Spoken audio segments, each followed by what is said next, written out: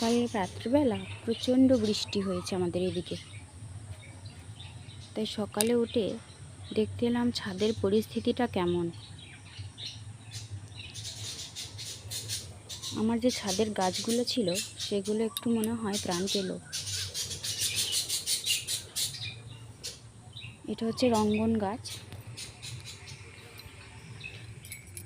লাল রঙ্গন। লালও ঠিক নয়, আবার গোলাপিও ঠিক নয়। খুব সুন্দর ফুল ফোটে কিন্তু আজকে দেখছি একবারে সতেজ হয়ে উঠেছে।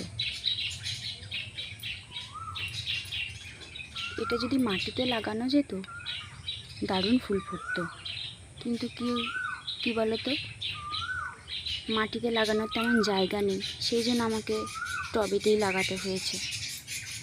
আর এটা হচ্ছে, তোমরা অনেকেই চেনো, রজনীগন্ধা, আমার একটা প্রিয় ফুল।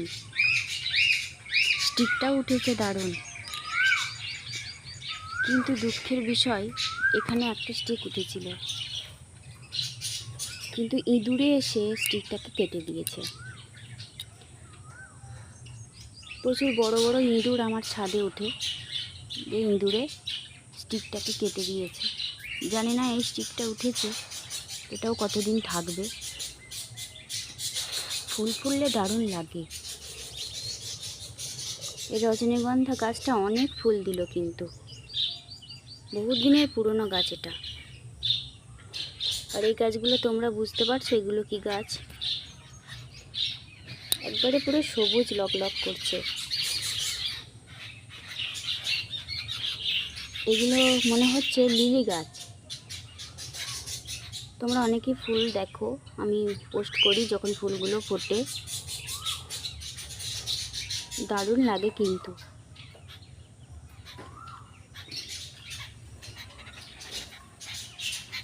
গাছ লাগাতে আমার ভীষণ ভালো লাগে, কিন্তু এই জায়গার অভাবে তেমন একটা পরিচর্যা করা হয় না। যতটা পারি এই টবে লাগিয়ে পরিচর্যাটা করি। এগুলো তো তোমরা চেনো, এই পর্তুলিকা, অনেক রকমের কালার আছে, প্রচুর ফুলও ফোটে, লাল, নীল। নীলটা আমি দেখিনি অবশ্য, লাল, হলুদ, সাদা।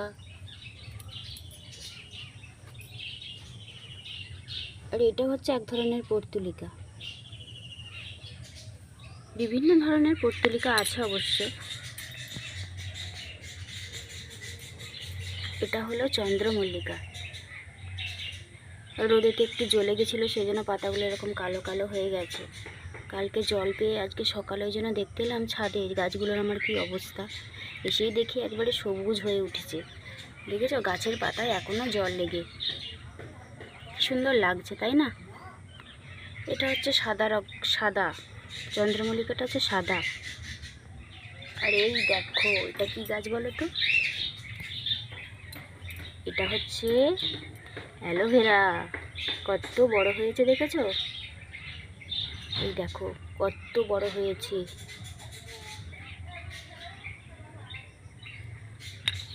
দারুণ কাজে দেয় অ্যালোভেরা, কিন্তু বাড়িতে একটা অ্যালোভেরা রাখা খুবই প্রয়োজন।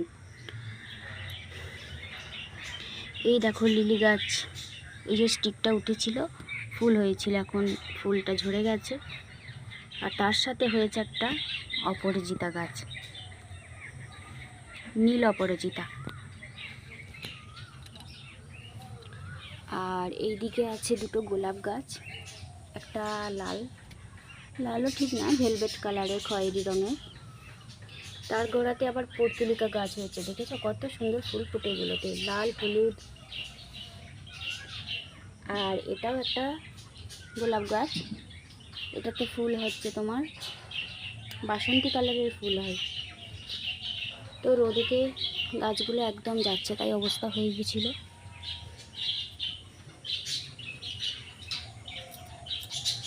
আর এই হচ্ছে আমার প্রাকৃতিক পরিবেশের গাছ।